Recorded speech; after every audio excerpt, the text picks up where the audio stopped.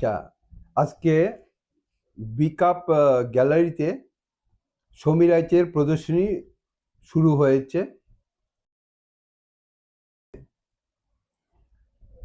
আপনারা জানেন সমীর দা আমাদের পেন্টিং জগতের একজন তারকা এবং উজ্জ্বল তারকা, এবং আজকে সম্ভবত 4-5 দশক ধরে সমীর দা ছবি আঁকছেন বিভিন্ন ভাবে, বিভিন্ন স্টাইলে, বিভিন্ন কন্টেন্ট নিয়ে। তো এইসব কিছুর জন্য মানুষের একটা আগ্রহ আছে। আর দ্বিতীয় আগ্রহ হয়েছে সমীরদার পরিচিতি এবং ভক্ত বিশাল সংখ্যক। ফলত গ্যালারিতে যখন আমি ঢুকেছি তখন 6:15, 6টায় শুরু হওয়ার কথা ছিল, আমি একটু দেরিতেই ঢুকলাম।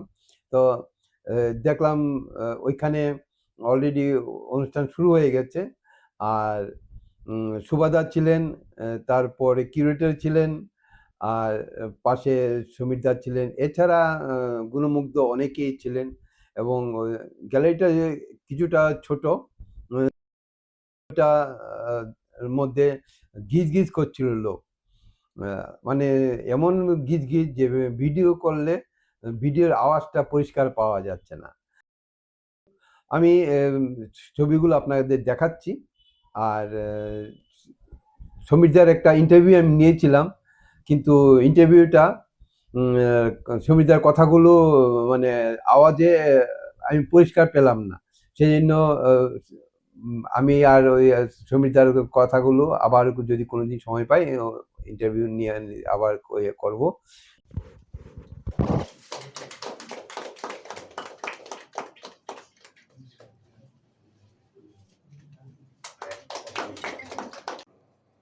আমাদের বাংলার আলপনা, এদিকে আমরা তার পরবর্তীকালে রঙ্গোলি দেখতে পাই, বিশেষ করে মোবাইলের যুগে আরো বেশি।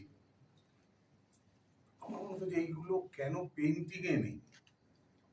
তো এখন আপাতত আমি যে যতটুকু দেখেছি, এবং সমীরদা এবং সুবাদা যারা যারা এখানে উপস্থিত ছিলেন তারা যেসব কথাবার্তা বলেছেন তার থেকে আমি একটা সংক্ষিপ্ত বিবরণ আপনাদের দিচ্ছি।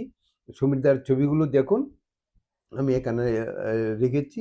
এবং আজকের যে অনুষ্ঠানটা, এটা সমীরদার মুখ থেকে আমরা জানলাম।